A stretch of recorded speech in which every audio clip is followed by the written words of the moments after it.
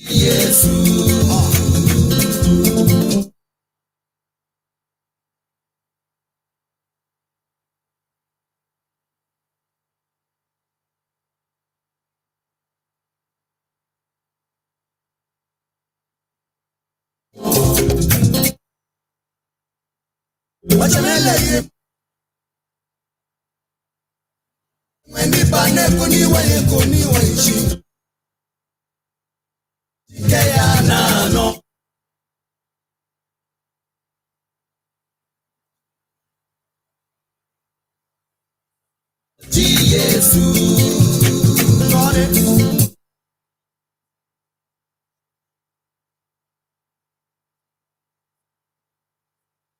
Abandoning my 16,000 paying job to travel to the UK.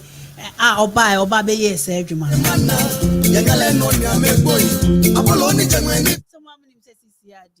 Religious leaders. Oman or Mobua Emma and Samuel Kosho. My prophecy. Someone him Shatawale, no Shatawale, no one summer buy or no Ziziano, your money bill, no if you know, say God asked me to do it. This Yanya prophet in Kwan, as is Yanya Many Mukaza Shatawale, say, on Yamena Kasebi.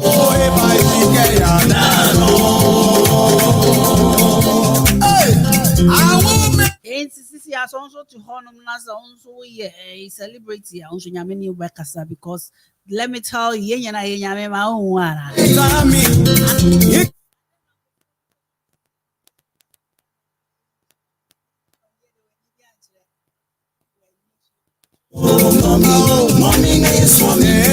As it increased investigation in mental cases. As in Ningo Pram human trafficking hotspot. Police wanted this answer me about it to you. This week there's some culture and some cost Ghana no Esawani and so catcher.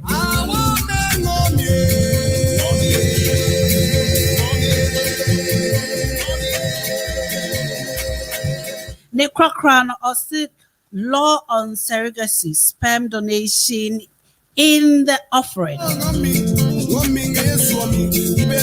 And this is here say ebia otu honum na so pay so your surrogate parents.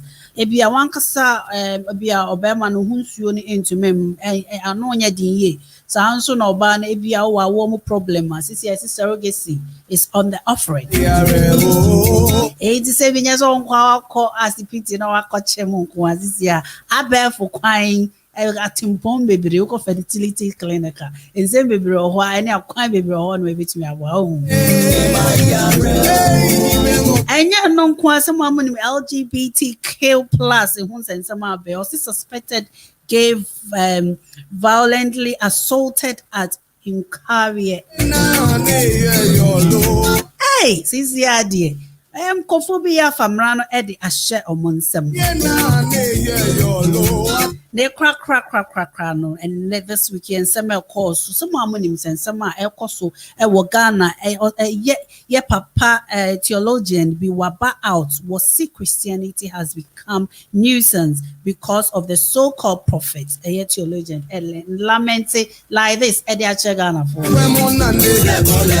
we need Sembeburi and many my bedja a bitch my bedjani a samiama ye de bebro and some did you could a cobra my dinina bro this week and some no a more deep pa a dorsum you say it's fully packed by be try na pensem ni nyina mu de osort no e de ni nyina be brew into make sure say you don't move with fidie no emfiri babia tena ha because this week me ne wa na ye dwumadi ni nyina akọ number e de be ye dwuman as usual 0208144877 0208144877 into make sure say this week, baby, I will be, and if you've just joined in, make sure so you will feed no anchor, baby.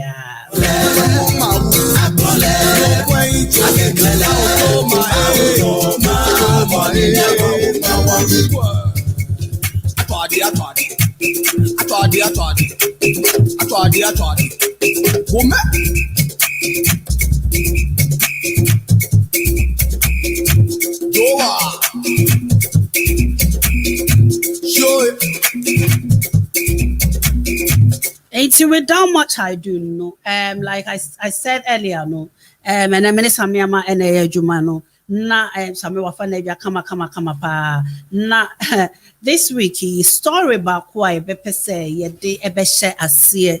Or say one of the Esha see because the neo Christianity dinyami some the ebesha. You see Christianity has become a nuisance because of so-called prophet, a theologian laments. Also, so-called prophets are giving Christianity bad name. This is the view of the top theologian, Reverend Professor Johnson Kwabena Asamoah Jedu. He says most of those prophets are in the ministry of their pockets. And Reverend Professor Johnson Kwabena Asamoah Jedu, president of the Trinity Theological Seminar in Accra, is not happy with the conduct of so-called prophets who he accused of making mockery of the Christianity, the Christian faith by their public action and utterances. According to him, the action of some of these prophets are out of the tune with a true Christianity, what true Christianity is about. And semi echoes one. Emphasize nyina ye said this week and send bebre and akoso ewo eye Ghana in terms of prophets our mobile bonting ebekika ensem enti mamenko sami ho to start with ye buy say sami before no mema wo akwaba na wachia etiefo nso good evening sami yeah na papa chop man Mamente wonka bi mante wonka papa. You see yeah na de na ya mama dani abrewa o. Em se mente wonka sami em se ben we fide ne mama. Oh yeah me am still a mente wonka papa. They say so check me check microphone no. Yes, it's much better now. Okay. Now how has your week been? Yeah. Okay. Quite one of those restful ones, maybe. So, a bit of a holiday situation. Is there any highlight on that? Because usually, no, I'm weekend, I mean, who, but this week, dear. Say, because Junso, I want to say, Coco cries a day, I call a Junso, no. You can't say Junso, what you say. Ako konjunso se junso de nye manager ako konjunso who said that is a one wa junso da ako konjunso no yes junso is different from no Junso exactly the same place yeah and also something we need to look into it because as someone penny aka to ho hey also to save you don't be courts. Yes. Yeah, on a more serious note, in whatever is going on in Ghana, from time memorial, a year, a prophet near Christopher, so from Penufo, mobile out on my prophecy, in Menchaya cry, and I knew a year Shatawale, ne who assemble up, Shatawale, yes, shatter, Sisi a shatter, a year, a waba out our becase, Shatawale about Abeka says Shatawale CCRD Enchebia Obewu on the 18th and Yamea Dom shatter ehwe no to no me no anso ade na adwen ba from. Now what was interesting about it is story no we the fan starting war. Yeah, Reverend Johnson eka or CCCR no yet some prophets, so-called men of God and so-called prophets to be specifically, you know, I say just to quote him, also so-called prophets are giving Christianity bad name. Now they live in their pockets because Sankophone no also so Ushema a year Reverend Professor Johnson a permanent asamwa or say most of them no share is because of economical way ebia ebia don person mo ye no mentumi anye na omo no say okay this is dey ye nsham kom na who is our story no in collaboration with whatever the recent year especially Chatawale you know. How did you feel about it? Say a softful as a more kind. I don't know if you want me to read part of the excerpt for you. Well, it's one of those conversations that time and again you always have it on radio, false prophecy, false prophets, and it's like a cliche really that you probably have heard it before. Whatever I'm about to say, but I think coming from that preamble of what the Reverend Minister was saying is in relation to the charlatans that are in the industry and those ones that perhaps you could be classified as they are false prophets, and there have been a lot of people, that some of their actions, supposedly it makes it quite clear. So you better be making some assumptions from it. It doesn't come from God. From sometimes even their usual behaviors, not even about the prophecies that they do, but the behaviors and the things that they do gives you the inclination. Say some of the prophecies that they do give seems to be old. I do get the what the Reverend Minister is actually trying to say, because it's funny. I was actually a chance on a video on social media about I don't know who that person is, but he was basically making reference to the religious sphere, the pastors that people that call themselves pastors, and he makes some references, which I know he wasn't meaning generalizing the whole thing, but it's part of what he was saying were actually quite true. It's,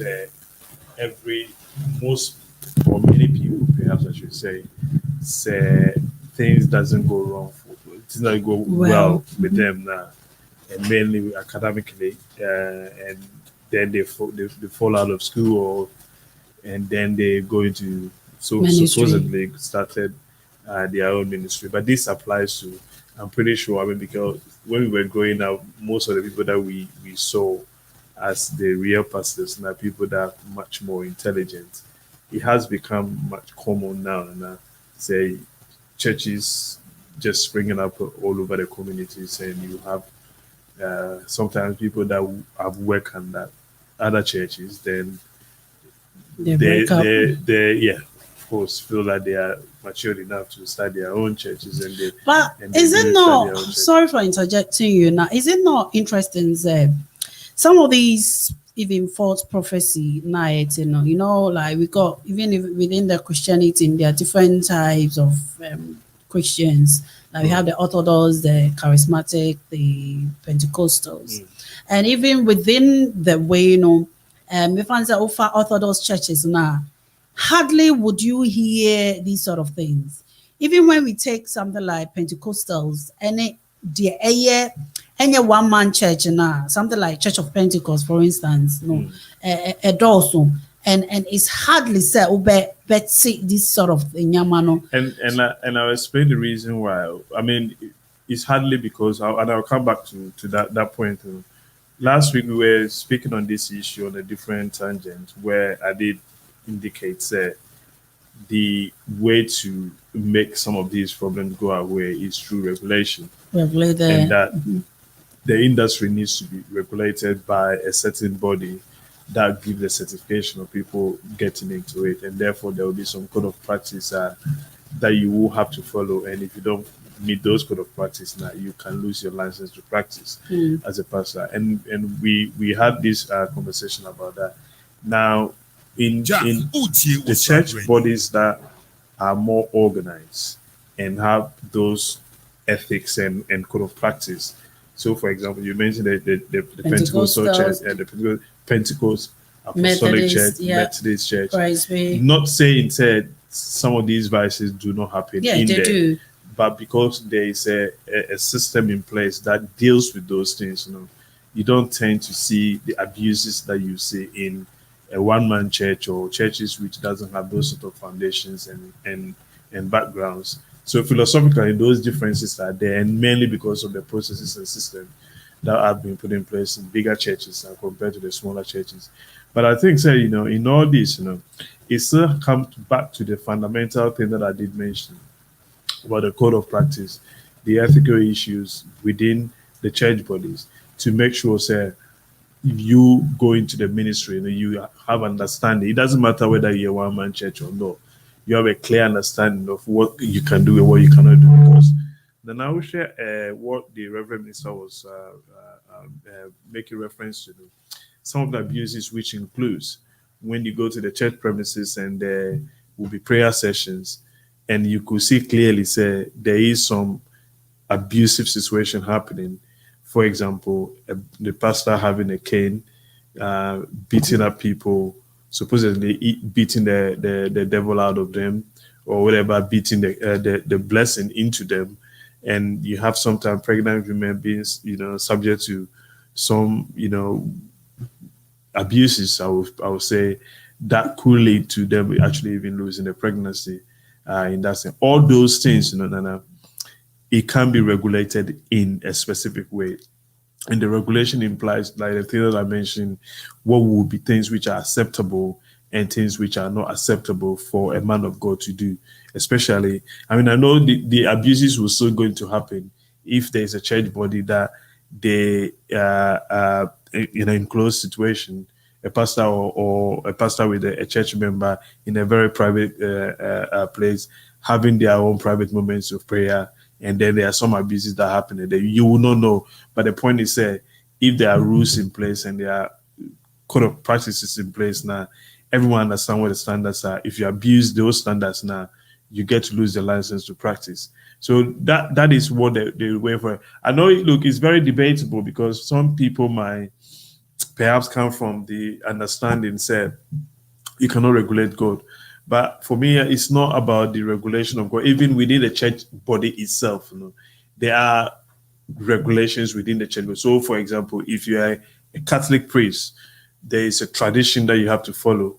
There is it's more like a very ritualized tradition that you have to follow, and you cannot deviate from that. So the point is, within that church body, they have those rules that you have to follow. So why can't we generalize it within the whole, religious body? Yeah, whether being Islam or being, because we all have to work under some specific rules and regulations that makes it easier to see if there is an abuse situation, so that the prosecution through those systems, even if it is criminal, of course, there are criminal things that it doesn't matter whether regulations are there, it will be criminal. So, for example, pastor, and in the rape situation, rape is rape, it doesn't matter whether religious or not, or,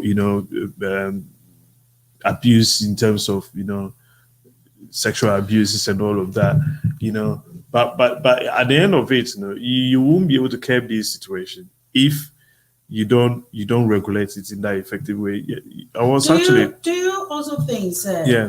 In terms of, I really like the idea of regulation, but in terms of educating people to understand, because it's like the reason I'm saying this is. It's very easy. How come it's very easy for people to be patronized in Ghana compared to say baby to say England? Say we Ghana for now what has it? Ghana for no more one man churches nebi. How come that it's very, very easy for people to be patronized Ghana for more Ghana as more Ghana land and you patronize you or but no I said obia people are kind of I know my rights, I know the limits. I'm kind of being my scope of knowledge, has been enlightened by the system, government, per se, and got nothing to do with the religious background. No ma, akwa him say, akwa bi anase nipa bi him say, I have said this is a no-go area. I mean, I don't know. Some regulation there, what mine kind of governs the way the one-man church is near Okruma, no way or sorry. I person summer COVID by a lot of churches close close up to and even though say because full say to me meet that the requirements and be on sorry. Do you get it? So bomb pie mo be na say punish you na say ni pie the police baby so ambulance beba you should not say police baby so people are very careful. How come say samrano into me Ghana? Oh, I mean the issue with the rule of law, yes, is very much on what is the Bibia you come from. Culturally, the law seems to work better here, and even though we do have all the laws in Ghana, the enforcement of the law is not as effective as it is here. So the context at which you describe that situation is mainly because of the environment, because of the rule of law. How the law works. The law is a non-respecter of what your positions are. If you break the law, it is supposedly applied to you exactly the same way. So the church, the church body, do understand the fundamentals of what they can do and what they cannot do. Yeah, it's mainly about the rule of law. But even saying that, we still know there are abuses that also do happen, even in England. That abuses which has happened in some African community church, and even not only African community church, even in Western church. But then the scope of which it happens varies, and it's mainly because, as I did say, it's the issue of how the law is basically implemented. Ghana do have laws.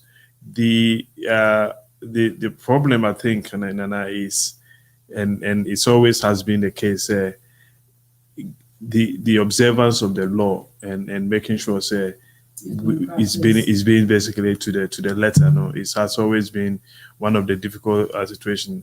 I happened to chance on one of these news programs in Ghana, and the police were being interviewed about the new changes that is happening and some of the warnings that they've given about things that pastors can say and they cannot say.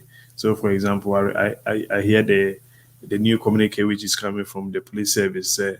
If you prophesy about death, or if you prophesy about evil, you prophesy about the killing of someone, and all of those, and you don't have evidence to substantiate that now. And I guess the evidence that they're looking for is when God specifically said that prophecy to you. So you need to come and demonstrate it. And therefore, you causing fear and panic, and you can be prosecuted using the law. And the implementation of this, and we yet to see how this is going to be affected. But you could see clearly that direction that they are taking now is to ensure the rule of law, which it does happen, it works in this country, also basically works in Ghana. So it always has to be what the law is and how we interpret the law and how we make sure the law actually speaks for itself, rather than leaving things for, because when the abuses have happened for so long, and when it happens and it goes unchecked, which seems to be the case in the past, now you will have some of these excesses that's happening with impunity, because people are now committing these sort of low level, in a way I would say, criminology, where they don't even realize what they actually even doing is criminal in nature. Because I can't see how a pastor can actually go and say masum say ubewu this something as old as that, and it becomes very normalized, and we don't seem to see anything wrong with it, until thank God now that these sort of things is now being checked, And I'm hoping, say, it will continue, on that wavelength, of it. Something Meda was say, it's very interesting. Say a year reverend and as a professor, Asamoah Johnson. The way or the bar beka, a sort of way say, omugu prophets, ni be so-called prophets. What's the so-called prophet? That means they are real prophets and people who are there for the economic. The always difficulty is I mean, how do you determine who is a real prophet and who is not a real prophet? Because they are things of the spiritual realm. So we don't have the capability to be able to do that. And that is why I side with the IGP when he make those pronouncements. If you know how to prophesy quietly in wherever your prophecy. So if there's a prophecy about me and you think I'm the one that your prophecy is based on, I understand it. Go and speak to me directly about what a prophecy. I don't understand the need for you to publicize that prophecy and make everyone basically start fearing and panicking about that. So that is where these sort of the problems are, because yes, they are good pastors, yes, they are good prophets. I don't even know if they are prophets or not, but they are people that can speak things about the spirit. I mean, me, for example, I can tell you things about the spirit. I think. I think I can. You think? Yes, I think I can. Okay, it's here for. I think I can. Sammy see he thinks. Yeah, I think I can. Mommy, who will comment section as if. But it's a funny thing. It's very psychological in nature, and this applies mainly to those people that, you could perhaps call them as charlatans. That the psychology of trying to go into people's mind is what actually makes them quite successful, because a lot of them do this trade that they're doing very, very clever with the trade, very, very clever on understanding human nature and how people normally think. When people are in a distress and difficult situation, that is when they are very vulnerable. And people, when when you're vulnerable, you tend to accept every mediocrity that comes to you. And they know all of that, and they feed on these sort of vulnerability, and use them to at the game. As it said this week, last week to be specific, IGP Ebe issue said MOBR, like you said, And do you think it's enough to stop people? The reason I'm saying that, he said, there's these other prophets. I don't know whether you've seen that video. Only Ghana Mundi. But I think from the video, it's here for so when you maybe specifically this prophet in Ifria, it's either UK and I say US and or waba be say IGP in Hong Kong.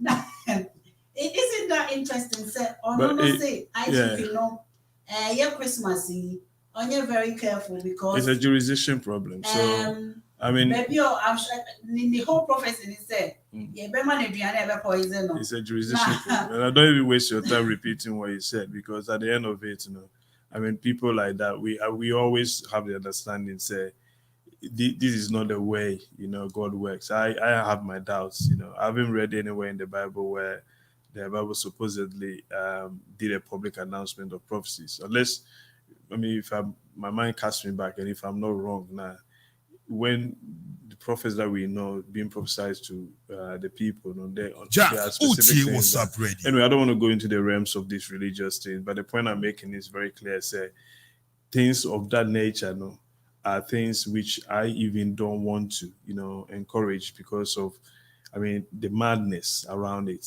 No, but the question is, do you, in your own mind, do you think, these warning and as a suggestion, IGP, based on CCR, no, say IGP, we see one that name be crab. This week, he has one year or virtual. Well, it's just a matter of time. We will find out, until someone does his foolish prophecies again, and we see whether the IGP is going to act or not. So as it stands now, everyone seems to be scared.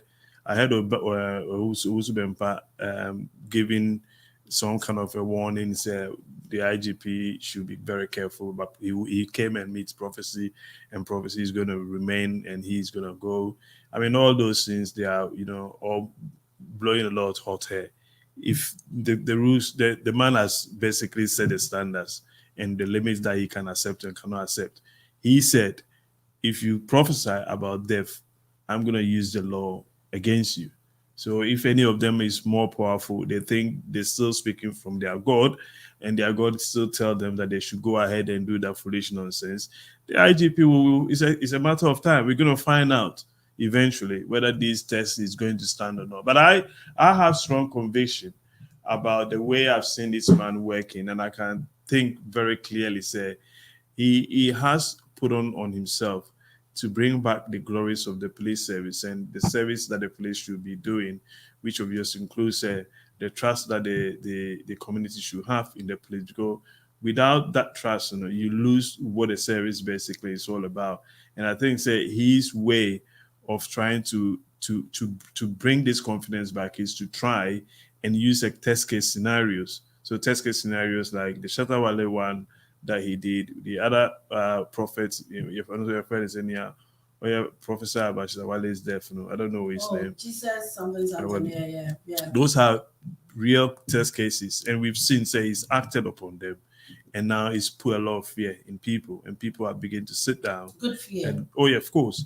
And people have realized that, like, we do have the law, but we do have someone who wants to make sure say the law basically works. So if you ask me the question, is this gonna hold? I don't know, but it's just a matter of time. I'm just hoping someone will be as foolish enough as they have been in the past to go ahead with their false prophecies, and then we're gonna find out how this IGP is going to act. ATM for our time check at the moment is 45 minutes past 5. So full say, mommy comment section or mommy to one car. And I said, Fred Radio, no, I hear to do things that kind of for a short penny way. Professor, they better 200, but 2 salamun, I know, on our IGP, who found a better opposite, who can't go for this one, you know, a show on them. But into my mental numbers near the age of my auto 81448773. My mental wonka. That means here also who responds to that, and also any contribution via Fred, not mental wonka. One still on the IGP, I'll see the wind of sanity is blowing with the new IGP shake. I mean, Shaibu and Editsa Assembly. I told us the acting chairman of the coalition of domestic election observation, Sheikh Amir Shaibu, is of the view that sanity has been restored in the country following the appointment of Dr. Akufu Dampare as the new Inspector General of the police. According to him, some unlawful practices that were glossed over by the police service in the past are now being regarded as what they are, legally or illegal conduct, with culprits being arrested and processed for court.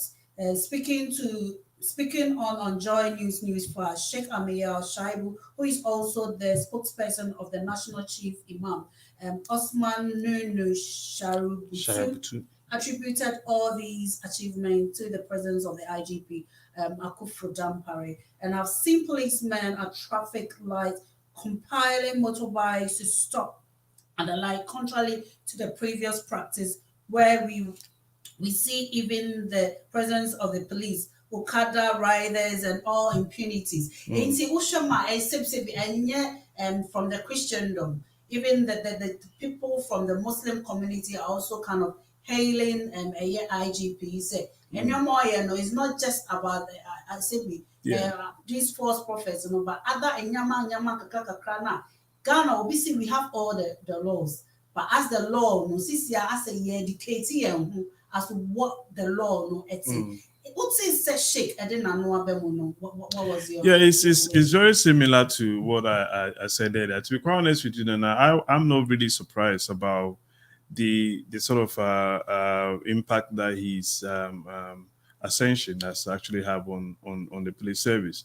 I had this strong feeling about him from day one when he was appointed. I mean, his youthful nature and the thing that I heard about him around those times, it proves he's actually the right guy for the right job. He still have a lot of test cases to go through for us to see whether he's actually what we thinking he is. But as it stands right now, if you have to rate any IGP that we've had in the past, now he seems to be at the moment, one of those few ones in my lifetime that I would probably say he's had such a massive impact within a very short time.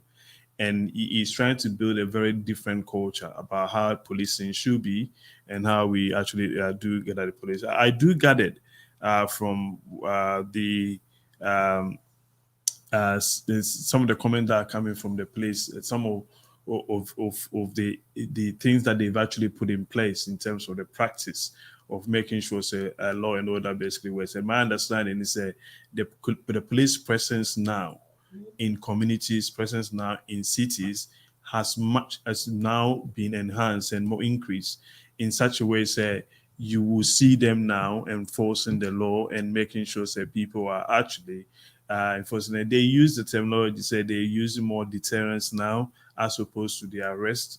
And sometimes that is what you need because you will need the presence of the police to stop people from acting foolishly. And that strategy, it will work if the consistency of it, is allowed to work. And they also did mention about using quite a lot of technology as well in policing. And I heard them saying, say, the highways now, they have patrolling police that goes on, and they use these cameras that basically catches cars that are over speeding. And I heard this, I think this is an ACP. I'm trying to remember what his name is. Do we not have that, way, that speed, whatever they drove on? The speed camera, they do have a speed gauge to check on your speed, yeah. but this one it captures the image of whoever is. I don't know whether it captures the driver, but it does capture the registration. It captures the car and it captures the speed that the person is going. The understanding that I've heard is that they've actually got on record now a lot of V8 cars that will have been over speeding over some of these motorways, and they're going to prosecute them very soon. And you see things like this, and like we keep saying about how technology can improve policing. So they need to enhance this aspect of policing. They also did mention about now they're creating within all the regions, creating the intelligence policing, where policing will be within community, but civilian in a way, civilian clothing, very similar to what the CID. But this will be special unit that will be created to ensure, say, evidence is being community police. Well, something like that, but I don't think it's an overt policing. It's more of a covert in nature, where they will go within communities as through undercover system, the way that the West works normally, and they're trying to do. So we will say that small things, that enhances policing, that enhances you having a lot of intelligence, because intelligence is the way to fight crime. Sometimes, yes, your presence in nature, it does help to deter people. But when the crime has been committed, you now need to try to be able to gather evidence, because you take the people to court, you need to be able to prove that they are the person that basically committed those crimes, and therefore prosecution makes it much easier for you to have a conviction on that. So I am very hopeful. What I'm seeing, there's things that I'm hearing. There's sort of things that we've been speaking on this program for a very, very long time. You could see, green shoots of these things happening in the way the man is. His body language is all very positive. The other time he actually went to there was a video that you actually even showed, which I've seen before. Him, within go with his people, they're singing and dancing. He's just trying to bring them into the level of to say we are all basically, the same people trying to help communities, trying to fight crime. So he's a new sheriff in town, and he does look as if say that sheriff is actually is quite serious with his job. And I am hoping and say it needs to get the support that is needed, because quite recently we know what happens to people that catches people that are very important. Because Domin level case is a very good example of what can happen to good people. When he touched on Osafo Mafo, and suddenly Domin level has lost his job through compulsory wagadre, things, and they got rid of the man from the office. So we yet to see what will happen. I'm glad you said that one of the challenges are IGP suspected or there is a test case. Now this week, one of the fundamental test cases about the IGP, where the IGP Americani America 4-member committee established to investigate attack on Swami Police Station. And the Ghana Police Service and Ghana Armed Forces have set up 4-member committee to investigate the alleged attack on Swami Police Station from some military personnel in a joint press release dated October 30th. And the security agency stated that the outcome of the committee investigation is expected to aid the police administration and the military high command to determine the next line of action. The committee is made up of ACP Benjamin Osei Adai, ASP Ernest Kofi of the Ghana Police Service, as well as Colonel Jonathan Kumado and Lieutenant Colonel David Adi of the Ghana Armed Forces. The committee has 1 week from Tuesday, the 2nd of November, to submit their reports, and the statement added. Now, I'm sure say video no it's for so when you're being share is trending on social media and police soldier near on share uniform will do Swami joints and not say Odimoto call Mutone was foreign number, not CCI, we want to dinashun, even one of friend and call for. And looking at this, Ghana, CCI, you said, and Bra a Chuma. Everybody, majority of Ghanaians are happy. Me can say everybody because obviously not everybody is going to be happy. Not CCI, the two main security wing of Ghana, but the boy who buy with they want to this clash. Do you think that a bit shaky the office of the IGP? Oh well, it wouldn't because but the point is this. I struggle to understand why the need for a committee, in this circumstance of what if per what has been described in the media is actually what basically happened. Now, I thought there are a lot of criminality that's basically happened. I mean, under the law, everyone is equal under the law. It doesn't matter whether you exactly, and it works exactly in the same way. So when I did hear about the arrest of a military officer and supposedly breaking the law, a motor offense, I will probably say. I don't know if the criminality around that, but it is a motor offense with driving without a license, perhaps, or unregistered vehicle. So you get arrested and you will be processed through the normal. But do you need to be slapped from the report that we saw? Well, but that's the point I'm making. I mean, to be fair, I don't even want to go into the allegations of basically what happened. But the point I'm making is when the person has been arrested and taken to a police station, there's a difference between because much will be in a police station. This is a state institution. So one state institution going to another state institution to supposedly to go and pick the person up, it's an abuse of whatever the system is, and therefore an illegality has happened. In my view, things like this, unless they don't know who those the military officers are. Even that, if you don't know who those military officers are, that is why investigation. So you assign the case to a specific police officer, an inspector, or whatever, someone with some sort of a ranking that will be able to investigate through. And of course, it was an issue because you work with the police. The military itself have the military police. So I can't see why the military police will not be able to work with the police officer to investigate whatever that issue is. And then if those people that were supposedly in the police station actually call, they get them, then you arrest them and you do through the due process. And if the due process implies they will have to go through their own military, I want to say tribunal, but I don't know if there's the right way. The military also has its own, that you will be summoned to a judicial process in the military, and then whatever sanctions that needs to be given to you will be given to you. So those processes are there.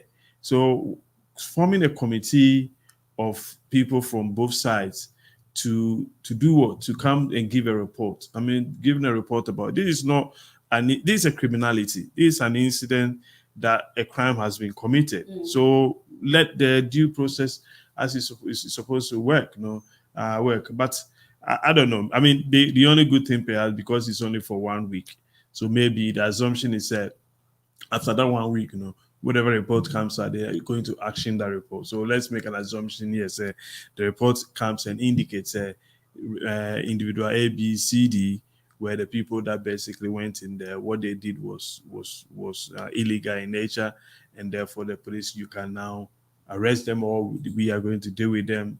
But it's all waste of time if you ask me.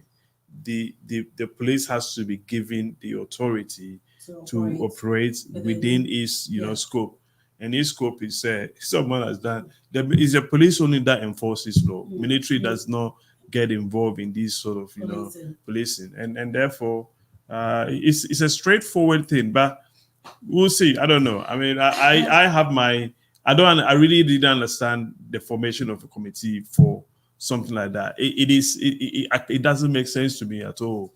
It's very interesting, Sir Okasa, because I spoke to somebody prior to this program. Nani Pano Kase, with the military are untouchable, basically. And the question is, Ghana for. So how come said be untouchable? But before said, because the name say Bismarck, ahumani so my fa Bismarck na Bismarck ye na musini ya okumase na de ho no on family. Hello Bismarck, what you make? Nyame adom. Ba woni so kakra ma me. Hello Bismarck, what you make? Nyame adom ye ho ye pa wona e de ye okrum a. Now this week, idea na ekoso ewo Ghana.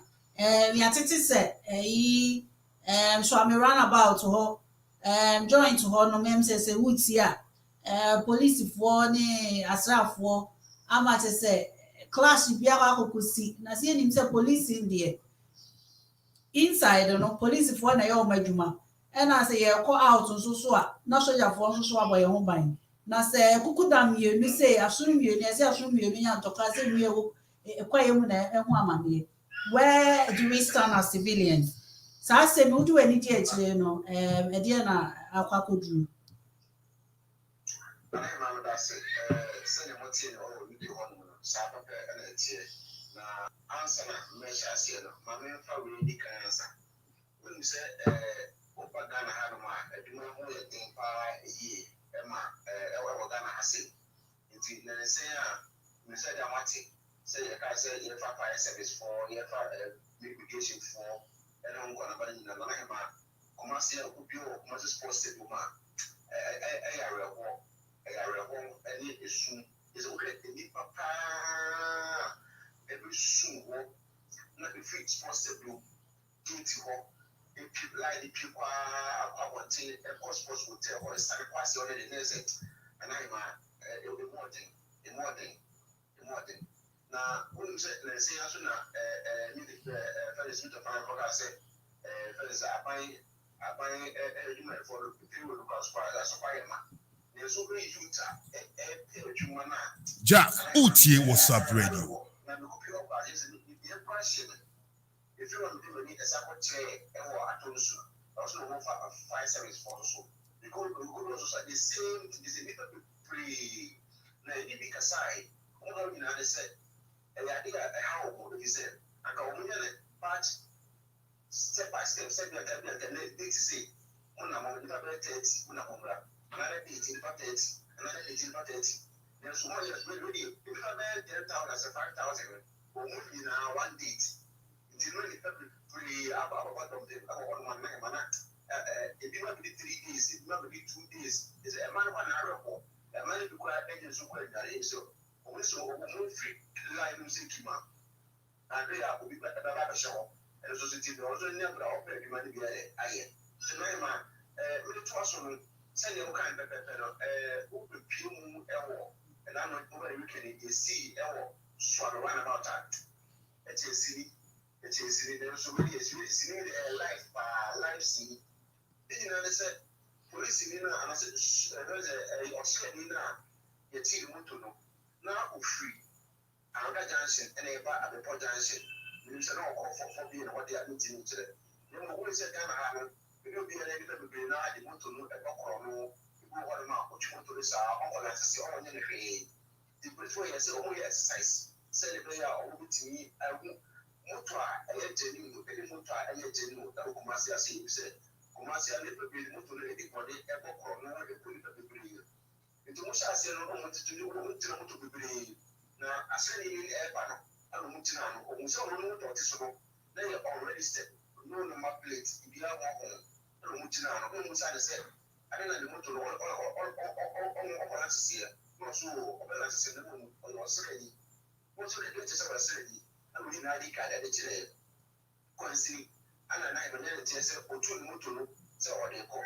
And I put it to two motor, which is zero. The motor was from one about the most Mutinano. And the police in the evenings at the ball was said in a soup. And I want you in the airport, so the police station. The good you want to know, and the police in the other side, the little amount of friend and call for beer. Now, and I know pick up our natural operation coming like COVID-19, and then I saw for bed 30, I saw for bed 10 in Kuma. When we go, we are sorry, places will taste. The woman who happened, I will see for. Somewhere going to say, why did they say a bomb as soon? No, see the pastor receipt, not in the Sapamas in the Naima. The woman says, so a that's a papa, and Brody is a one can go. As I said for the typical principle, so a sheer power will show was on one day. And I'm a said, it will be another back now. Coincidentally, I'm a principal solution, and you want to know. And also fled. My what is control for almost so I want the single police station. I should also pick up and also a bar.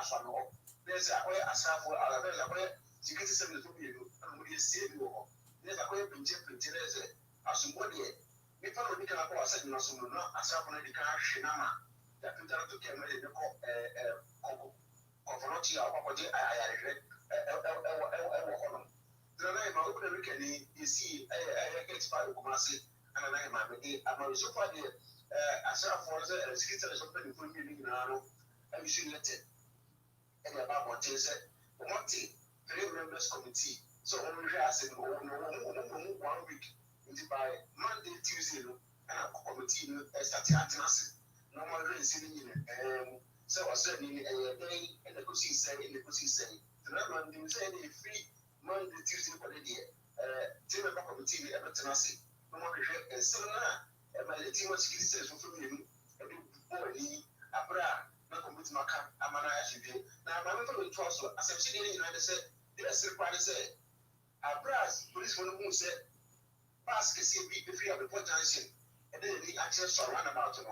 They are from one of them. The moment you are there, the one up is put in a trap, the solid opposition, CIA. Nana pass also. My own Jama on the baby, only we need to one acid, and we need the only which we say as a for Barcelona, and we are open to let's say, oh, they say, as for the city form, and the common for one of the body, I don't know, I let's and a passing get you or and the call with the order or continue. I'm not going to group, and at the top of what I also know, I'm not putting for us ourselves on the entry one. And like man, did you go because I say, I don't know what is also a political or so about or idea or which one with the Jesus. Zabra, I said for that, so the day with the party, said I said for the show, you know, like a yes, said, but it was only if Yo, Miss Mark, you better was a pass. answer my comment, two stories. Some of the cars of one set, not so for one set, the economic the advantage in Copo. Now, advantage no guy is so Baako. You need, but the monthly didn't take. What that are so for Baako, and also only be so for the airport in training, so we could say, when you need to be our branch and our man. Abra, open to me again, and I'm going to man. And as we do so. And now, when he had said a guapa, who was a guapa, and over here, a rock of one to Susan, one over here. Now, Yo, baby, see, I send me a few more. Yo, Bismarck, yeah, that's a pa, where you butua, unya, any development, be and I just say, what they are brand, now it's your phone, so, and you be at ye, ready, a better was say, and for a year Bismarck, and I attend in Kano, or no, a nine senior or walk Ghana, Angel FM, and Ubutua, or yet Nejuma. It's someone named as usual, Juma Kobe. Jack, Uti was up the beer, now what you be a tumidi, Jumedi, Ebramu. It's menu of video no Encobe beer, Mekopisica crabby, Namaba. Casting advisory is what you need. Are you looking for business solutions? Look no further, because Caston Advisory is all you need. Caston Advisory is a unique advisory firm that provides specialized solutions in tax and business planning, audit and assurance services, company secretarial services, corporate advisory, corporate training, tax policy advisory, charity registration and accounting, gift aid for churches and charitable organizations. Our understanding and industry experience provides a cutting-edge software solution tailor-made for your firm. Locate Caston Advisory in the UK, Suite 4, the Generator Business Center, 95 Miles Road, Meacham, Surrey, CR4 3FH, or call us in the UK on 020-840-81520 or 078-867-15702, or email us at info@castongroup.com. And in Ghana, locate Caston Advisory Suite 5, the first floor of the Zerka Plaza, Tetegu Junction, Southeast Ranger off the Kaswa Highway, or call 0249-700-075. Caston Advisory, the delivery of excellence redefined. Casting advisory is what you need. Trinity Driving School, your number one driving school in the UK. Did you know that they're equipped with professional driving instructors who will teach you to pass your test with ease? So, if you want to pass your test, please look no further. Contact Trinity Driving School on 07507 116997. Trinity, safe and responsible driving. Bema, assassin, a boy, one, and one. Oh, this assassin, I saw Bohemians. Assassin, Uberpato. A nipper, a pato, that's a winning set. When you have so better, Sawachi. Mammy, would you have a monk? We didn't come as a woman and married to Waka. You cannot have a sister. Aha, Kwaku. Yeah, me just assassin to assassin the boss, money, Unity Link money transfer. Yeah, commercial bank will come her. Miss Abba can see here. Unity Link money transfer. Okwan power bit me money si can't tell. I'm a wonder for Ghana Fanina. Then head office 158160 Balam High Road, SW12 9BN. Website www.unitylink.com. And as a fraying 020-877-22160. Unity Link. What's the show? Yo, it's here for you. Welcome back. This is What's Up Radio. If you just tune in, awareness Jumetia and our Sukusua OTA. Before say a call no break on a Bismarck MIA. If you come MIA, what is going on in Ghana specifically? Kumase, Asraf, one police for what because and to qua a more jenipa esiwo swami. And all my other stories and so a home. Before we talked about a prophet. Obia to be a prophet. They say a prophet in be your no ma or muboto munti and a prophet. And then I almost saw every did me and on my come. Then we also spoke a little bit about IGP. To see IGP a shake a banabaso, a soft for banabaso. They say IGP is number one in the Ghana history or by was a Samuel Mem was the Ghana is rule of law na fe na ejuma. Emrano, sisi ani nyina back out, and through that we are educating Ghanaians that these laws are there and we apply them. In the same way to hold them, so bet me from Rana show in sema. So who do from Rana show and them no ko imrane ba near Charles and Emrana ejuma into be a entry who ye na no ankwedwemo. Now back to the next story. There was 1,000 queues at Babayara Stadium for GIS recruitment. Thousands of Ghanaians youth have besieged the Babayara Sports Stadium in Kumasi metropolitans in the Ashanti region with their credentials, hoping to be recruited into the Ghana Immigration Service. The long queue started at dawn on Monday, October 25 or 25th, 2021, as applicants made up of mostly unemployed youth are being taken through various stages, including screening, body and height check. According to the OTEC News reporter Kwame Ajeni Boateng, the huge number of applicants has caused vehicular traffic as job seekers queued from the end of the walls to gain entry into the stadium. And yeah, no Accra. This week, yeah, so all the government sectors, fire for immigration for fanipa. Now, one of the stories now me reading is if you have body piercing tattoo, these are the initial screening and sacral normal aptitude test. Now, some of the pictures now it's here for so be yeah, the people go your website and so obey to me show be or link and I say now and yasem ketua heights idea here and what day besides no ebi makwa di line no tintin way no it say Ghana the obia pejuma we talked about the attitude of Ghanaians with regards to work. That's another subject to be talked about another time. But CCR you see a graduate forum SSC graduate forum just all caliber vertical and vertical and horizontal right cut across and say Bismarck transfer be train say kofobia kodi so to the extent say a man mu bi mu pono omunware because of who's ofin the line anymore obe lucy and even get access to the stadium hono queue near ten. Do you think said that regulation in terms of when we could have done better, and obviously there's always room for improvement, but pictures in is that how you pay Jumana? Well, that's how I pay Juma Ghana. I mean, it's a very you know, Jack, difficult Uche, situation what's up, when radio? it comes to job seeking. Ghana, unfortunately, it does bring to mind the youth unemployment situation in Ghana. I remember every government that comes to power, one of the interventions that they always try to do is the youth employment programs that they put in place. I remember even the first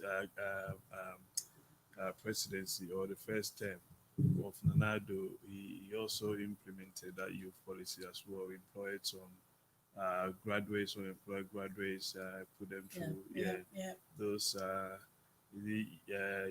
yes, or whatever they call. I'm trying to remember what the name there.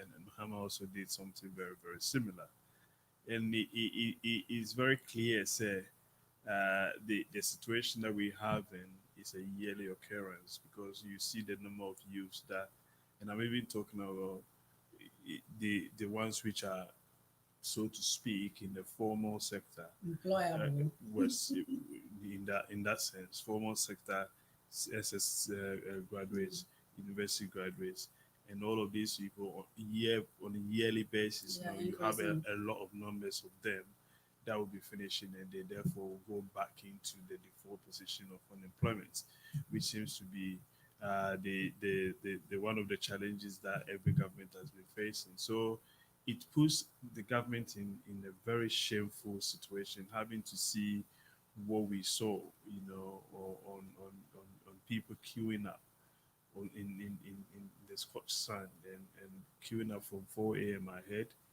all the way just for an application form to be scrutinized, basically. To be screened. An application form, my understanding is the application form itself, you have to pay for the application form before you even get the opportunity to be screened.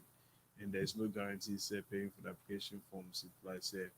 So it tells you a very sad story about youth unemployment in Ghana. And this is a very typical example of the problems. But is that not the thing? And also everybody can obviously apply for any job.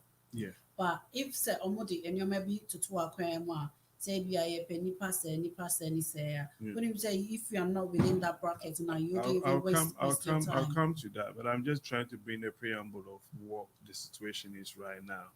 And the sad, seeing this, it kind of it breaks your heart that you see a lot of people with energy that wants to work, but they cannot find work in a very young country like Ghana. And the youth are the people that you mainly want to champion the economic recovery and the economic development of the country, through different avenues. I'm 100% sure that if opportunities are created are somewhere else apart from the normal security system, most of the issues that you find So going to the me security patcho mami systems, make yeah. you way. It's here for say oti they be a waitress. I think at the moment, it's fireworks. I know say Ghana, Ghana fireworks enye juma bim. In UK no ya started and see from Engra and then no it to be brave we trying as much as possible say yeah soundproof ebe we be protected. It is all TBB and yes you been bibi ha fireworks so outside the studio. Thank you. Yeah, so the problem is it's always going to be the events that we witness, and it's a telling of the sad events. A country that we want to develop is a country that creates opportunities for the youth to actually create employment, Employable. create. I mean, even the youth actually giving the opportunity to create enterprise and basically spread and let it come in. That's how the economy can actually grow. So for most of it, for the number of people that we saw, trying to channel their skills into government agencies like a security services, where no creation is going to happen within those sectors, because all they have to do obviously is to be within a specific regimental system, and that does not encourage the sort of creation that I'm basically talking about. So that is a very, very sad situation. And it's actually quite common in a lot of African countries that you will see, say, it's government that is basically creating employment for people rather than the private sector having to revamp the economy. And it's an African problem, and it's an African youth that is very, very unemployed and I'm struggling. glad you touch on private sector because I know say I remember. I hope you don't mind sharing this at some point. You even share with me some of your students they are creating their own kind of job in their own way, small ways. Even though some would could be before say baby college, they don't need anybody to employ them. Besides, no, me also baby I'm Juma. I see a lot of young people, talented one coming. When you speak to them, either they've got their platform doing something on the side. But when we talk about Ghana and privatization, I've seen so many people who've gone to Ghana, especially expatriates, and the government will frustrate them to the extent say, they get lost in the system to even create that employment, for left alone kind of helping to build that creativity, in the youth, for them to create something for themselves. There was one man there, may try some kind of thing. I don't know what the story, or Ghana, could be in Juma, and the whole of so many evidence, papers left, right, center, forward. And the system has choked. And this is one of the thousands of stories we've heard. Ghana for our metukwan akosua or whatever. No more Ghana hona kasa. Na nyame ato omunsem something small. And but the system and as the government will not doesn't kind of sometimes doesn't support privatization. I mean, I wouldn't say the government doesn't support privatization in the context, in the scheme of things. I mean, every government that comes in, they do want to champion privatization. As to the level of privatization can always vary depending on the philosophy of the government. And it does suggest, I remember when this government came to power, one of the areas that they're actually more concerned about is to open up the economy and allow the private sector to be leading the economy. But then you are right to say, the conditions that you create within that sector will be whether the enabling environment is there for the private sector to thrive. and that is very very debatable as to whether they've done enough in terms of that. But you see, the biggest problem that the economy is facing is the fact that the economy in a way is not open up that much to allow that innovation and enterprise, and therefore it makes it very very easy for you to focus your attention on the easy aspect of the, which is the government employment, because that is more secured in terms of when you enter, say this is for life unless you decide say you don't want to go into that sector again. The private sector doesn't seem to be very very much in where we expect it to be, to championing the growth of the economy, and that hasn't actually worked really well.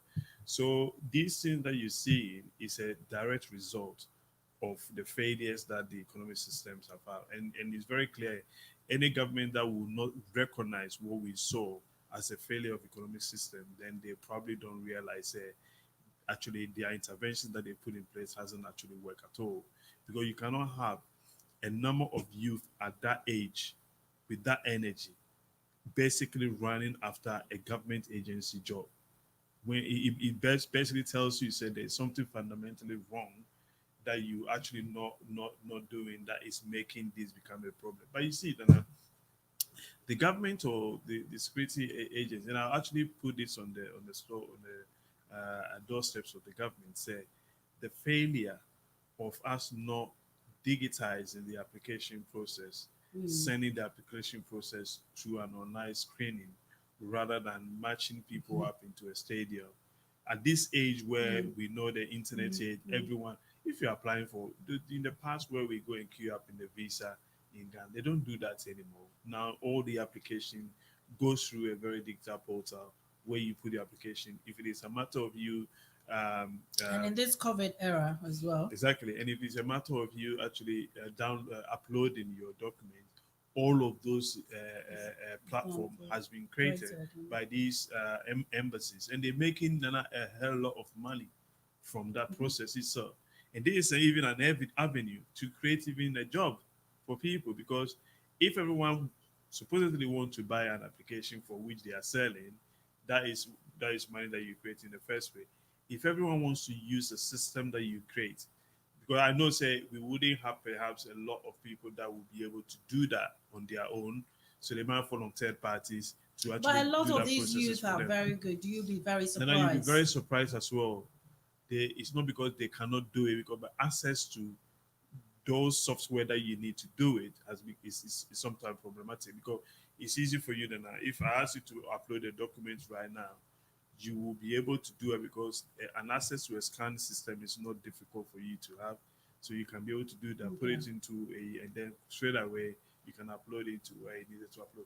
The problem we don't, Ghana seems to, we have problem with that. Everyone, access to internet is there, access to the software or the computer that is needed for that is a bit problematic. So people will fall on the internet cafes and small. So what you do in changing even that small process is you creating employment in a way for other people to obviously thrive. Because now the embassies, they have agents that they work with directly, that if you want to put an application through, you go through them. Embassy has created an employment for that. It makes them even easier. They don't need to have a contact with you. Everything is uploaded. They go through the system, they check. Jack, So I was very what's up, surprised radio? when I saw this. So at this age, the economy should have been digitized by now. This shouldn't be something that we should be seeing people queuing up. Because what you actually even doing, you've been creating an embarrassing situation for yourself as a government. Because when people see, say, thousands of youth are queuing up everywhere in the country for an application to just be screened. Not that there is a guarantee that you're even going to get into that. For people to be screened, for a lot of youth to be, it's a really shameful situation. But is it not interesting, Sammy? Ekroma say, let's go to, even I'm not even going to universities, even scale it down to colleges, even secondary school. Se ubisa enkwara se unia de juma na obeya. Just a small percentage, and I they are going in for government juma. Obia it's a percent ɔyɛ bibi ma ne ho? Is it because we're not empowering our youth enough? And the reason Tiamika and even in our arts side, when you talk about creativity, the chroma we all know say even one painting how much it costs. And saying you Ghana as a team for Shemia, Mashe Ghana Jinyame earrings. And these are very expensive. Chroma say very, very expensive. But sometimes we power we don't spend money even within. You don't invest not money. You don't invest in our creativity of our culture. And your money to the extent so when the end products in a bar, it doesn't match with the international market. I don't know whether Well, I mean, yeah, there is a truth to that in a sense. Yes, sometimes that is a fundamental error or a fundamental problem that we have. But you see, I see the problem not necessarily say the empowerment of the youth. Jack, Uchi, what's up, radio? If you want to empower someone, means you need to create the avenues for them. And the problem that the economy here is much more liberalized and much more open. The capitalism thrives in this country and the private sector thrives in this country.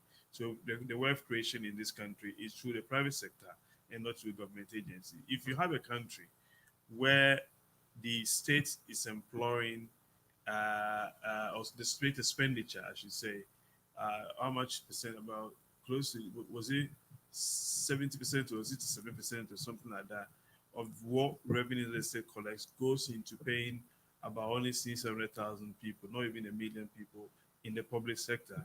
That fundamentally tells you that there's something fundamentally wrong with the sort of economic system that we have. And therefore, if the private sector does not thrive now, you are going to fundamentally have these problems continuously happening where the youth energy, as much energy as they have, as much skills that they cannot actually tap into the employment. I mean, the employment world and actually use some of these, because if you create this environment, you made a mention of one of my students that is basically created a own company and basically doing something. I don't want to give away. I mean, I will probably have to do this kid that I'm making reference to is doing her own eyelashes. And when I make beauty stuff. Yeah, she basically does it by hand, and then she packages it obviously, and then has a label on, and then sells it online. She doesn't have to operate in a store, and it's easier for her to do that because the empowerment that you mentioned is about the systems and the resources which she needed, which is the access to the internet, access to the markets and the internet to be able to sell. So some of these things is the lack of it. Is where the problem is for the youth. So if a youth even decides to go into something of that nature, can the youth actually have access to tap into what the market is? And the market will be, say, how many people are online that actually are accessing online and trying to buy from the online. And therefore, if those markets are there, it's much easier for the youth to go into that in terms of the enterprise of it. So there's a lot that goes into this, which needs to be done, which we're still not as close as we should be if we want to actually open up the economy for everyone to be able to tap into. Because I believe, sir, most of these youth that you see them are quite very creative in nature, with a small support and small, proper direction as to where they can tap into. They will be able to create some wealth on their own, and then I mean, that's how economies grow. Unfortunately, the problem will still remain because they I don't know whether it's the lack of the support that is needed from the government sector into the private sector is not there, or actually, even if the support is there, the system does not necessarily support the private sector properly for the private sector to thrive. Wealth creation, as bad as it is, is the surest way to liberalize the youth and employment situation, because the more, if I am given an opportunity to create wealth and I create, of course I'm going to be rich, but at the same time when I'm rich, I'm spreading my wealth by creating employment for other people to be able to get work to do. And you need to have a lot of people that do that. even if not everyone does it, a lot of people have to be able to do that. And then the creation of these jobs will be there. Then therefore people will be able to tap into them. It is it's not complicated system to have. It is actually quite straightforward. I mean, the debate has always been, will capitalism work better, or will perhaps, if you look at the system that the Chinese are practicing, which is not necessarily capitalism, but they have made it work for themselves, where in a way there's so many to create wealth. The Americans are now tapping into them and giving the jobs to them to manufacturing for them. It's a manufacturing base of the world now. So there are things that we definitely have to do, if we will liberate the youth. Because now there are millions of African youths that are ready to work, but they basically cannot work because the opportunities are not there. Ja, Utie was up It's here radio. for time check at the moment. It's 34 minutes past 6. A year our energy media. So now Sukuswa. I'm moving on straight to Ashanti region. Asante Maibra.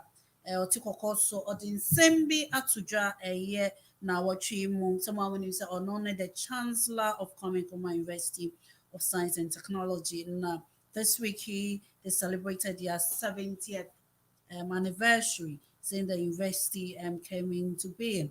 I say all Ashanti lands are mine. You can go to court or soon for once. Miss Cray, no, for me 1 minute. A free so on technology, yes, yeah, can you new. And see, this week, or for about out, Edin Sembi Ababa Betuja. Na nsɛm no a ɔtomfoɔ de bɛto dwa no ɔse asante nsase no nyinaa yɛ ne dea enti ɔse 70 years ago yɛstarted university no now we the students there were only 200 students sesia no ɛkɔ anim paa ɔse the Ashanti hene Otumfuo Osei the second has moved to assert his authority as the custodian of all lands in the Ashanti region. According to Otumfuo, all lands in the Ashanti region are his property and no one can lay claim to any portion. He dared anyone to doubt his claim to go to court and contest his issue. Let me warn the communities and chiefs and whoever that the lands are mine and you are just caretakers to those lands. There is no family lands here in Ashanti region. No Ebusiampenyi, that's the head of family, can claim the land belongs to him and therefore he has the right to alienate a portion of the university land.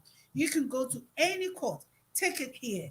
I am also sure there will be a judge there who will let you know that the constitution of the Ashanti says that there is no family lands in Ashanti region. Get the lawyers to take you to court, but I will get the court to overturn their decision to affirm my authority on the lands here.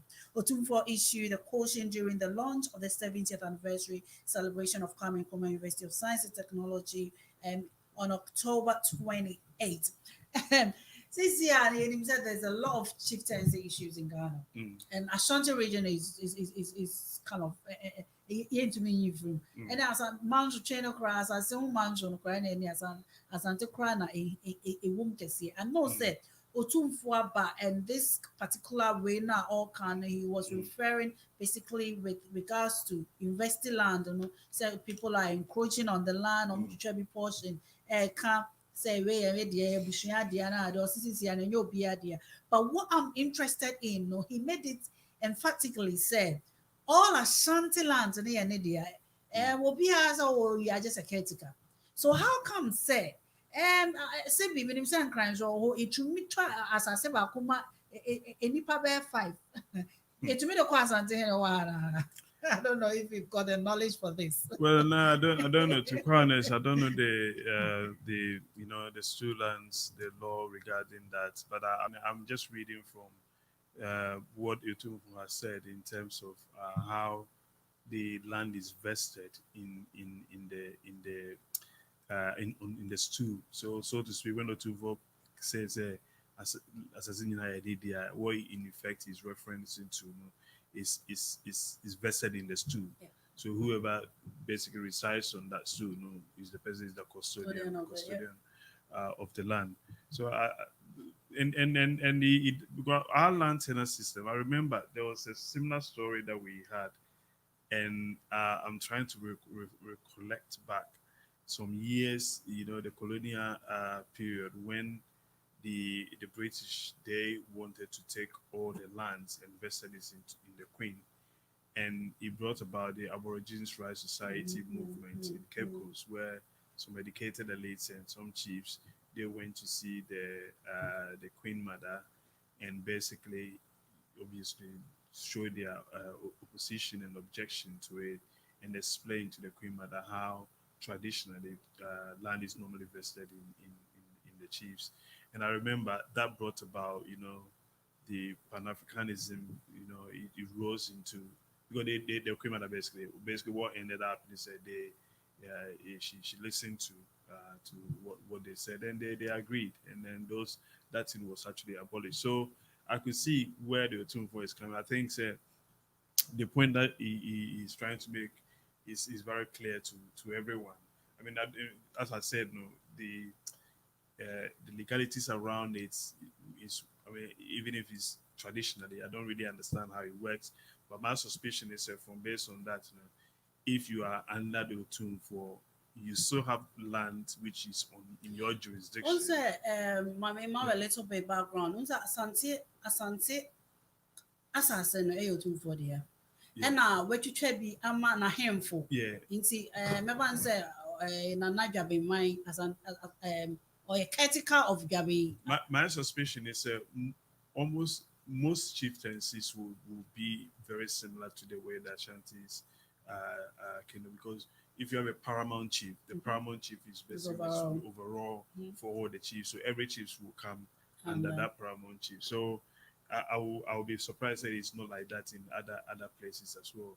But the point I'm making is the fundamental thing that Otumfuo mentioned, which is very, very significant in my view, when he made a pronouncement, is him himself, the Otumfuo, observing the rule of law. Because if you listen to him very, very carefully, he said, the opportunity for you to disagree with me is there. If you disagree, go to court. And that fundamentally is very, very important in what he basically said, because he acknowledges that despite what the tradition is and what the culture is, there is also what we refer to as the rule of law. And the law also basically will interpret what those things are. So if anyone has a disagreement as to whether what Otumfuo is saying, you can always go to court. And the Otumfuo also have the right to basically take the case to the Supreme Court if that is where he needs to. And he actually even mentioned that he's going to get it overturned. And I don't think Otumfuo is making reference there or so yes, but rather, taking the appeal system into if he has to go to the Supreme Court for the interpretation of what the law basically says on that. But it is refreshing, Sometimes with the encroaches that happens, they're quite a bit worrying, and the specific issue with the university where the land which is lying there and people are encroaching on those land. And my understanding is from what he's basically said the encroachers are being sold the land by other chiefs. I mean, I think that is what I'm gathering from what. So there are in Crow universities in Asia, and the thing is, in Krona COVID is close to the Patase. They are all kind of close at the edge borders of the way. So a lot of people are building things like hostels or whatever close to the university. People are even using it as farmlands. University. I don't know whether you've ever had the opportunity to drive through KNUST. You see a vast land. It's not even only KNUST. University of I went to Kebas. University of Cape Coast has such a massive land, which was basically the land that Kwame Nkrumah basically left that portion. Was it Nkrumah that or Liman? I'm trying to even remember which of the anyway. That's not really important. But what I'm making is say it was such a massive land that if you see the plot, University of Ghana had very, very exactly the same. So when they build the universities, that's what actually rightly said, in they had in mind the expansionist idea that the university is Projections. definitely going to grow, and therefore when you want to build something like that, now you have in mind 200 years down the line where the capacity of it will have to go. So those lands that were lying there, supposedly think is a lying idle, they are not actually idle now. They all belong to university. Cape Coast University is very, very similar, massive land. If you see the portion that I'm referring to, such a big land where it is actually situated. So the right thing that the Tumfo has said, the right warnings has been given. If I am an encroacher, I will be very wary about, because Tumfo has spoken. And the last person that you basically want to, fight is, Auntie Myra. exactly. You don't want, I mean, but I would think, and since Otunfo has actually acknowledged that fact too, because we are a nation of laws. If anyone is aggrieved, obviously you will have to take your case to court in a very simple way, and fight your case. Of course, most likely you're going to win if what Otunfo is saying is actually accurate and correct. Now then, yeah, that's the order of the day. Really, it's an interesting one. But the rule But of law is it not interesting? Remember, I can't remember how long that is, but not too long ago, a few months ago now, yeah, come about chief tenant system, lands being sold, ABL to Nipa Hine before ni binom, Yeah. a toma Nipa miensa, and there was a law be a omode bar. Say, you need to go through way, and now the Otumfor has come to put his power on it, and it's interesting, say Ghana, we have the rule of law, no. But when you go to Ashanti region, to be specific, when Otumfo speaks, everybody listens, irrespective of who you are. Otumfo so ba be na mamie you be ampre kumase abonten so you see women and men kita brooms, the normal pra, and you see that there is power. And what I struggle to understand is that Ashanti region is just one small portion of Ghana. How come says respect and I my chiefs into me transcend it to all the other region? Not yen to me my I hope you're not claiming say other chiefs are not being no, Yeah. not in that no aspect. Yeah. Obviously, all the chiefs know. Obiabu ne. Yeah. Don't get me wrong, cry. Obiabu, because if you go to the north, they give respect to the Yeah, whatever. so exactly the same thing applies in the jurisdiction is totally different. The Ashanti Kingdom has its own jurisdiction, its own culture itself. Even though we all have very similar culture, the culture there is also totally different. In a lot of some of the cultures are much more purer in nature. So when I use the word pure, so for example, if you look at the Ghana Kingdom, the Ghana Dangbe, the encroachment in Ghana Dangbe is much more severe, and it's severe because Ghana Dangbe also happens to be the capital of Ghana, and therefore the developmental project that normally happens will happen within within that. So encroaches that will happen there will be much more, massive comparatively that is going to happen in the Ashanti.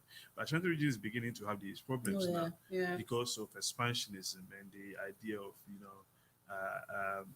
urbanization, and therefore some of these things will begin happening, and it won't happen in the Ashanti region, and it will constantly be happening, despite the respect that they have for the Otunfo. Because when the economy grows, or when that aspect grows in terms of urbanization, people will need access to those land to build, and the problem that is happening in the Greater Accra will also go into the Ashanti region.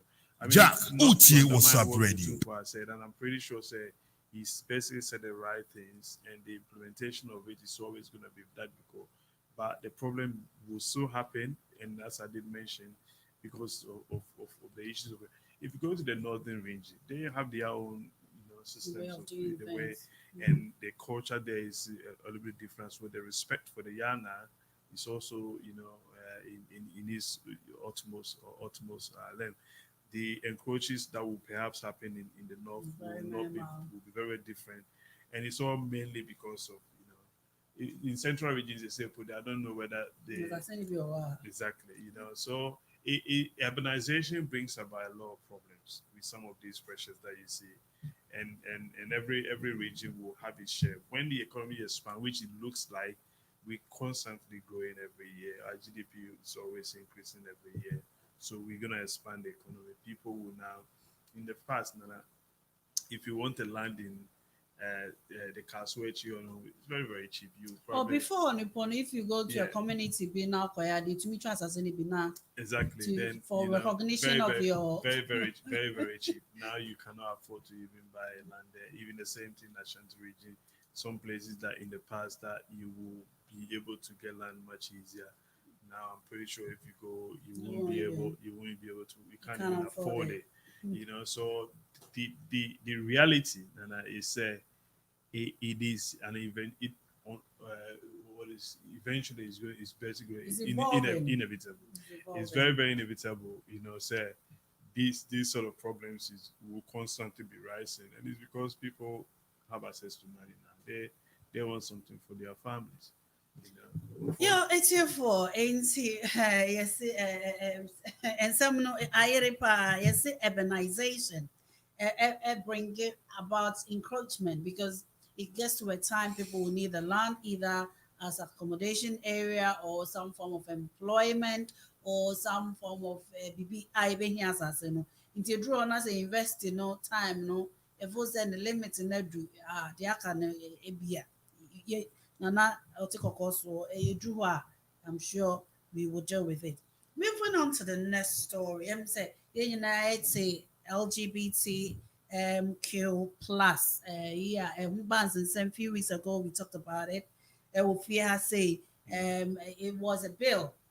It's going through and yet many law. And who's in same be by to say Ghana for nyinaa se o ebi mu Ghana for majority of Ghana for see o we dey enye just wo Ghana o we dey enye yesu nyinaa nim say ade we enye ade a eni ho fititi nyinaa se bi ukoye secondary schools na ade supi ni sanamana wo ho but it's something we do and behind closed door we don't do in the open and it's not part of our culture. But for some reason, some of the big boys, and they want to engage in those aspects. Now, this week, one of the bill, as some more kind of said, even though it's not something we just so ukoye na se ukupra obi ewo ho a emra no eduko di mra ni ma emra ne bebo obi a temamuni bia ehu eni kwan so be fa mra na ahye ne nsema ka say abrantie o ekojo besi anase nipa we or a gay anase or a lesbian enti me kwa koye ne bone so ye ne sa na se wa from a kwan. Now this week and somewhere it's suspected gay violently assaulted at in Carrier pro LGBTQ group alleged the opening of an LGBTQ office in January 2021 has triggered an anti-gay bill. Inti saa asɛm yi ɛna aba abɛsɔre ɛwɔ Ghana sisi a is an alleged Sami wote saa story sɛ do you think sɛ ɛyɛ bibi a as Ghana for yɛn culture ne yɛn demeanor ne yɛn background no ɛne sɛ na bill no even though it's not a law at the moment ɛyɛ bibi a bɛtumi astɔpe Ghana for ana we shouldn't forget say behind closed door a lot of people are doing it. A lot of people are doing it. Now why don't go in anymore? And cause me well, no, I mean the issue of this as a practice in Ghana, we already established that in a way the constitution of Ghana frowns upon and now let me see carnal knowledge as the constitution places it, but there's nowhere in the constitution which actually gives anyone the right to supposedly assault anyone based on the so to speak say any partner wrong with the law in that sense. The only person I would probably think that have the right to do that will be the enforcers of the law, which is the police. Even in that sense, we know that I said enforcing this sort of law in Ghana has not been something that I haven't ever seen before. Say the law has actually catch be say nipano sebio minka sebio nipano any bema no eba na say oba never and I actually when I prosecute. I've never seen a case like that in Ghana before. Inside the law at the No, moment. but what I'm saying is it is actually already illegal Yeah, activity. yeah, It's a yeah. Dismina. Yeah, already it is. It's a, in it with canon knowledge, so unnatural canon knowledge, it is against the law. The law frowns upon that. So what I'm saying is already no starting illegal Ghana. But what there's nothing in the law which suggests say what the sanctions should be in terms of so be ASR citizen and say me attacking it, but nothing in the law that suggests that. So anyone that does that has basically broken the law because this is an assault situation. Irrespective of whatever your convictions are, you do that, you've assaulted that individual. I'm hoping, say, if this, from what you've read, is actually the case, say, it did happen. The IGP, as good as it's actually become quite popular now, these are some of the things, like test cases, in my view, that they should be hard on, because the moment we haven't passed even those the draconian law, as I would like to call it, about jailing someone for 5 years for the sexual preference, which I think is actually totally wrong. But the point I'm making is if we haven't even passed the law and people are basically now taking the law into their own hands now, can you imagine when the law is passed, and if the law is passed, and how this is basically going to be interpreted in people's mind? Because the severity of the sentencing suggests the evil nature of it, so to speak. So they need to act and act very swiftly on this, and acting implies people need to be arrested for assaulting people for supposedly thinking or even suspecting them or whatever, or even if they do have they do call them gays now. It is an illegality, it's an illegality which for the law benefit needs of to deal. ATF1. Yeah. I see. They allegedly slapped and kicked him before inflicting cane lashes on him. Yeah. Besides that, also one of them allegedly heated iron and attempted to attack the victim with it, whereas another welding a machete attempt to slash him with it. A gay rights organization, Rightfully Ghana, has disclosed that while there used to be 3 to 4 cases per week, the case is now more than double since the anti-LGBTQ plus bill was sent to Parliament. Yeah, the also it's become quite a topical issue over Ghana. So the awareness of it is now, triple, quadruple, and people are now more talking about it. So it is a common thing for these sort of things to happen. When excesses like that to happen, when it is a common topical issue in people's breakfast table. The way to deal with this, is the issue of rule of law and arresting of people that attack anyone that they basically call gay or whatever. You need to arrest them. You need to arrest people who abuse, who assault people, and just put them by to the courts. Because apart from the police, who doesn't even have the right to assault anyone if they arrest anyone, no one has that right.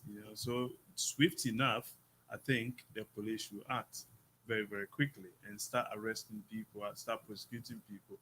When the news trigger down, then people always begin getting scared. It's always about when the law bites, Ubia will start sitting up. And saying IGP started to arrested 2, important people, actually more than 2. This Ozubempa, Shatawale, and the other guy, or actually 4, and Medica. People are beginning to, they sit up now, and they actually quite scared about what they say. And now they on showbiz, Ubia is spreading news. I don't know whether you see your man, your man, Bukom Bangu. The comedy about, but he's trying to also spread the news anyway. In his own way, he's a funny one. But the point is quite simple. The law needs to be seen to be working, and the way you do that is to to let the law speak, arrest people, prosecute people, put people before the court, let the court jail them. And that is the surest way of, because fear of being caught by the law is what brings about obedience of the law.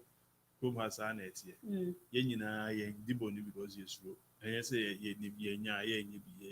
I'm sure say everyone will want to bring the law one way or the other. You driving, you reach a speed, you know, say the speed cameras it will work. You know when the speed camera catches you, it will catch you in your home basically because it's on a letter but you know if the police stops you and you drink driving, you are very likely to be prosecuted. Maybe not custodial sentence. If you kill someone with Jack, driving, Utie, what's up, radio? jail for manslaughter. The law basically works. People, there's evidence that suggests when people are arrested now they are prosecuted. We hear cases all the time. I know Ghanaians that have been prosecuted by the law quite recently. I will not recent, some couple of years back. The nurse that was put before the court for force feeding the child and the child died. The law basically kicked in. She was arrested. The fear is there, so you get to learn from looking at some of these things, from happening, and it's mainly because the law works. So if you allow these things to work like that, the test case, 1, 2, 3 test cases, people start sitting down. But they said the IGP, well, I'm sure the IGP is aware of that. The member of parliament for is it Adental Medina, Susu? They got arrested at church. Well, he was, but they didn't get him. They stopped him. He was meant to be arrested during the demonstration that they were doing, which the police is suggesting. The reason why they wanted to arrest him is because he is a lead in that demonstration. And normally, the public order law implies if the law is broken, normally people that get arrested are the leaders of that, and therefore the police feel empowered. They will have to arrest the police. I know this is a bit controversial because then the Speaker of Parliament is also suggesting that parliamentarian is going to do work. So because if a parliamentarian is in how did they even describe it in the law? Also, any duties as a parliamentarian, you cannot arrest a person by law. So therefore, the parliamentarian feels that he cannot be arrested because he's going to parliament, and it brings a whole lot. But I like the fact that the police is actually doing what they think is the right thing to do in terms of making the law work.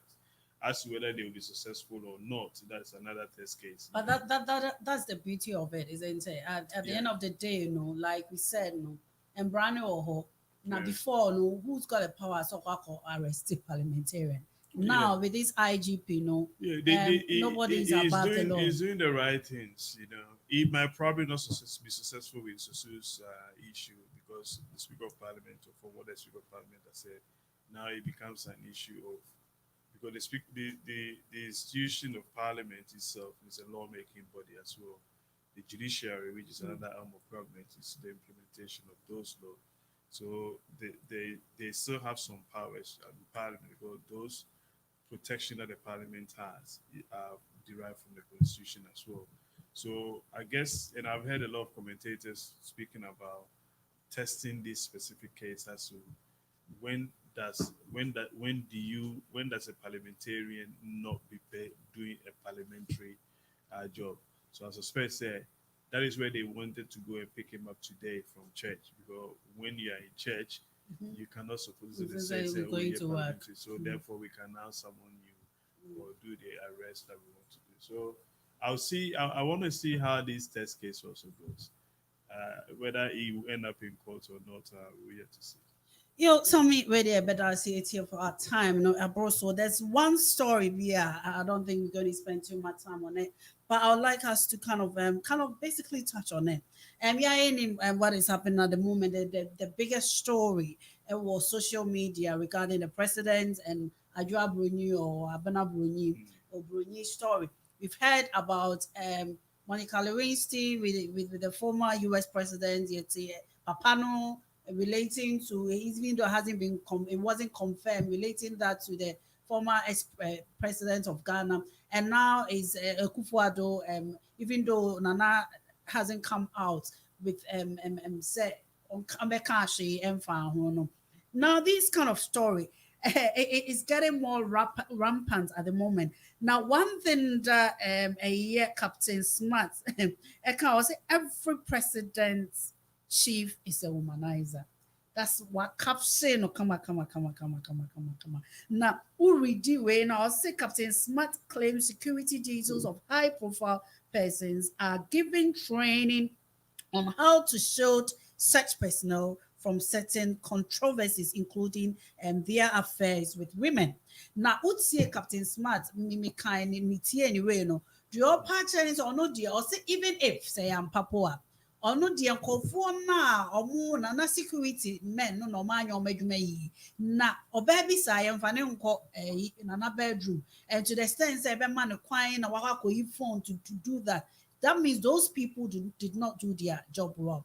Now, the media, I was some there was a penfolding and a money now, county speech and also men, a humanizes. And what's your so you baby? Well, no, I mean, these are very private stuff, and for me, it's things like that. I mean, I get the understanding when you're the president, you are under some more serious scrutiny in terms of even your private life.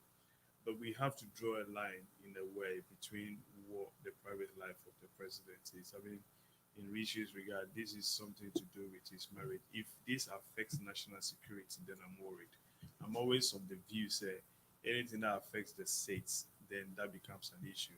Is there a situation in this specific case which is boiled down on state security? Is this something that is boiled down on access to information for the state that this lady has got access? Is there something there fundamentally which is affecting Ghana as a country in that sense?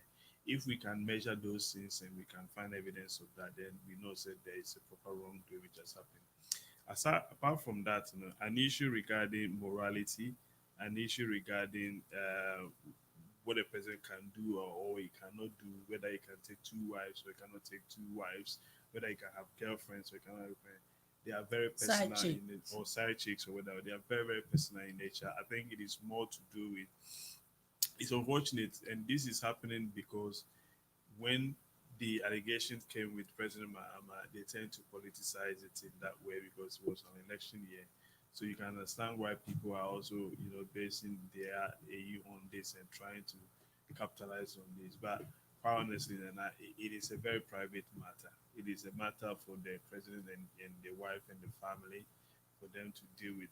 Whether it happens or not, I don't know. I mean, this woman, I don't even think that she made any claims that she actually was in there. No, she hasn't. She's always been saying that they happen to be friends, and there's not a lot that is going to disclose. So for now, no, she hasn't said the president has done anything fundamentally wrong in terms of the morality aspect of it.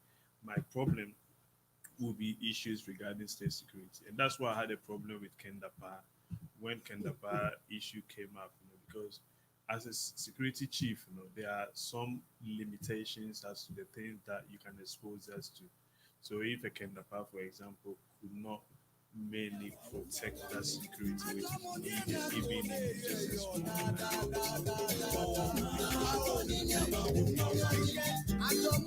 those ones, are the things that concerns me. If it doesn't affect the state, I think it is no one's business really how anyone wants to practice their private life and how they want to live their own life. It's here for yes, Senia Diacoso Yali Pity. 80 Haya Naya Digimedian and Abyss. Our time check at the moment is 7 minutes past 7. So UK, dear, not just say a time now. Konechi ain't at the moment, and Ghana for you now at the same time. Ain't and Neoma this week, boss, we looked at the IGP. Yes, share a year or two for so sissy or Santimine and I. We looked at it, then we look at Senya Nabaso IGP.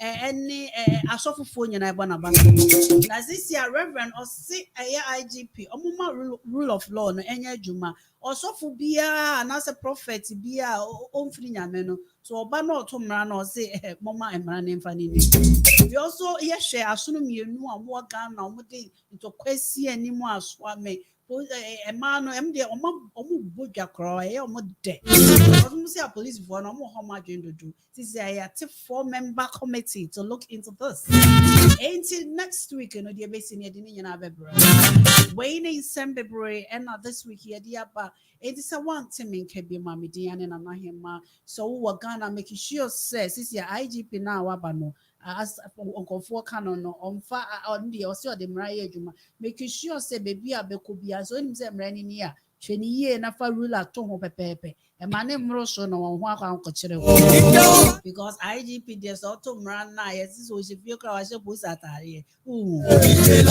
so you guys I mem so a weather no assistant the clock no assistant ain't making sure say chana who kwa adwuma obe sure in time no wa kodru make sure you pack yourself well. Keep warm until next week. Midiane na nahima. Bye bye.